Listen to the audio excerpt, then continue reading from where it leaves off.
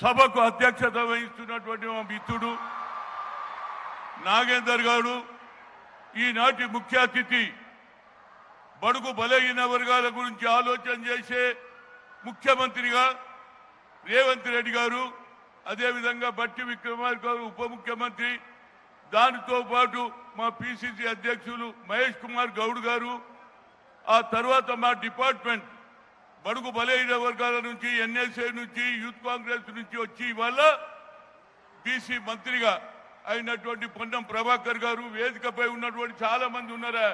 నేను అందరి పేర్లు చెప్ప, ఎందుకంటే మా పిల్లలు వచ్చిండ్రు, స్కూల్ పిల్లలు వచ్చిండ్రు, తల్లిదండ్రులు వచ్చిండ్రు.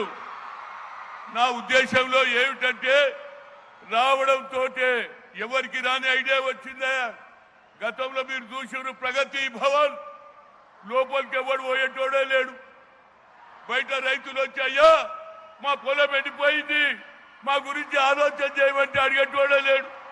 కానీ మా ముఖ్యమంత్రి రావడంతో ప్రగతి భవన్ నేను అడిగిన, అయ్యా మహాత్మా జ్యోతిరావు పూలే పెట్టాలనగానే ఇమ్మీడియట్ గా ప్రగతి భవన్ పేరే పెట్టు మహాత్మా జ్యోతిరావు పూలే ప్రజాభవన్ అన్నాడు.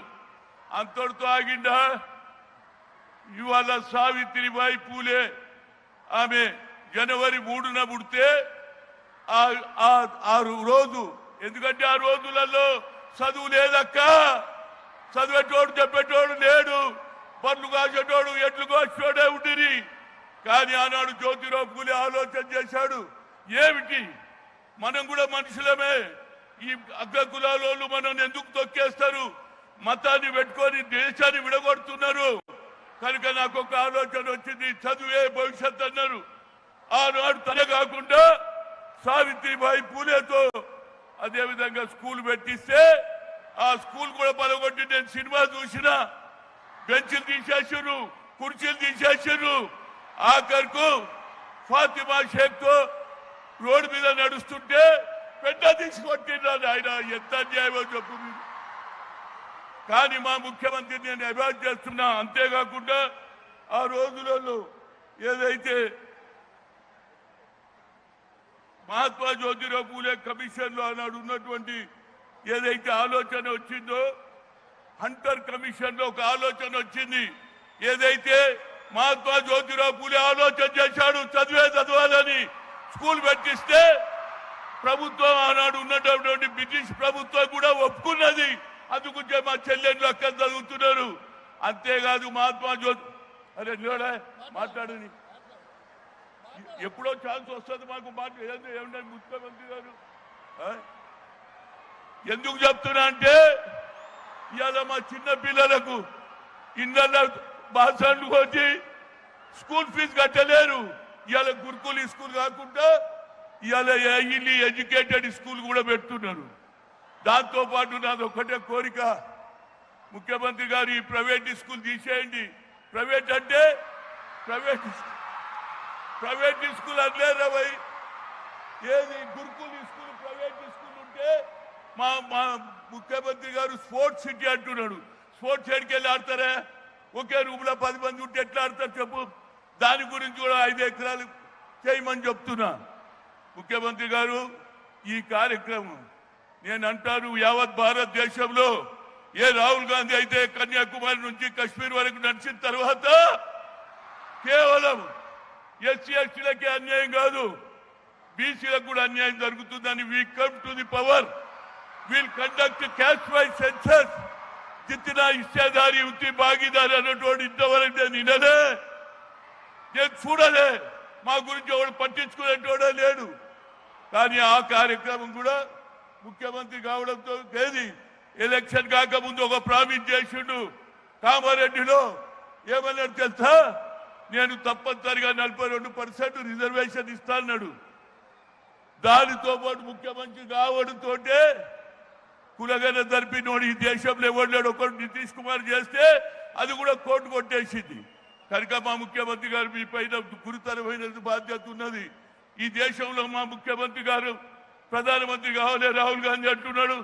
అదేవిధంగా మా ఎవరు బట్టి విక్రమార్క అంటున్నాడు. కేవలం బీసీ కులగన జరుగుతుందే, బీసీలు ఎక్కువ సంఖ్యలో ఉన్నారు. ఇవాళ మాకు అన్యాయం జరుగుతున్నది. రాహుల్ గాంధీ గారు ఆ ఇష్యూ టేకప్ చేయాలి. అదే విధంగా ఇవాళ పేపర్ లీకేజ్ మీద కూడా మా అపోజిషన్ లీడర్ గా ప్రధానమంత్రి ఇంటి ముందు కూర్చొని ధర్నా చేసిండు. కనుక మీకు మంచి అవకాశం వచ్చింది. దీంతో పాటు అన్ని రాష్ట్రాలలో మొదలు పెడితే నేను ఇప్పుడే చెప్పిన ఏది జ్యోతిరావు పూలే సావిత్రిబాయి ఏది స్టాచ్యూ ముందు చెప్పిన అయ్యా ఈ ఆలోచన అన్ని రాష్ట్రాలలో కలుగుతుంది. అది కర్ణాటక కావచ్చు, అది కాదు తమిళనాడులో కావచ్చు, అది కేరళలో కావచ్చు. తప్పనిసరిగా అన్ని రాష్ట్రాలలో మహాత్మా జ్యోతిరావు పూలే సావిత్రిబాయి పూలే పెడతారు. ఎందుకంటే ఇదే మన భవిష్యత్తు రా బాబు.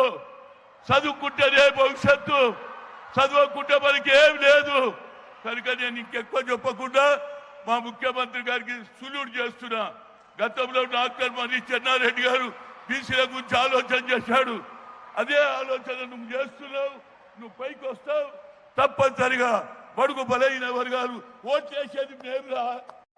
మా ఓట్లు ఎక్కున్నాయి, కానీ ఆ ఓట్ల ద్వారా మాకు అధికారం కూడా ఇవ్వాలని కోరుతూ ఇప్పటికే మా నాగేందర్ వచ్చిపోయిండు. ఇంకెక్కువ మాట్లాడకుండా మళ్ళీ ఎప్పుడైనా నీతో పర్సనల్ గా మాట్లాడతానని చెప్పు. నాకు ఇచ్చిన ఈ అవకాశాన్ని ఒకసారి స్లోగన్ ఇస్తా. Mahatma Jyotirao Phule Amar high, Mahatma Jyotirao Phule Amar high, Savitribai Phule. అదే 3వ తేదీన ఆమె ఏదైతే పుట్టినరోజు ఏది జీవో నంబర్ 9 తీసి ఉపాధ్యాయుల టీచర్లకు ఎప్పుడు అవకాశం రాదు. ఆ అవకాశం కూడా మీ అందరికి ఇచ్చారు. 3వ తేదీ మరవద్దు జనవరి. అదేవిధంగా నేను 11వ తేదీన ఏప్రిల్ 2006లో మొట్టమొదటిసారిగా మహాత్మా జ్యోతిరావు పూలే పెట్టిన 20 ఏళ్ళు అయిపోయింది. నాకు ఇవాళ సంతోషం ఉంది. ఎందుకంటే రేవంత్ రెడ్డి గారు దాన్ని కొనసాగిస్తున్నాడు. ఇదే కొనసాగించండి. తప్పనిసరిగా ఫ్యూచర్లో నీకు మంచి అవకాశం ఉంటుంది. కాంగ్రెస్ ఉంటుంది. రాహుల్ గాంధీ దేశానికి ప్రధానమంత్రి అవుతాడు. జై హింద్. థ్యాంక్ యూ అన్న. ఇప్పుడు ఆర్ కృష్ణయ్య గారు రాజ్యసభ సభ్యులు 2 నిమిషాలు. దయచేసి సమయాన్ని దృష్టిలో ఉంచుకొని ఏమనుకోదు అన్నగా భావించు. గౌరవనీయులు ముఖ్యమంత్రి వర్యులు రేవంత్ రెడ్డి గారికి, అదేవిధంగా ఉప ముఖ్యమంత్రి బట్టి విక్రమార్క గారికి, ప్రభుత్వ సలహాదారు కేశవరావు గారికి, హనుమంతరావు గారికి, మంత్రివర్యులందరికీ పేరు పేరున ఈ కార్యక్రమానికి వచ్చిన ఎమ్మెల్యేలు, ఎంపీలు ప్రతి ఒక్కరికి పేరు పేరున హృదయపూర్వక అభినందనలు. ప్రత్యేకంగా ముఖ్యమంత్రి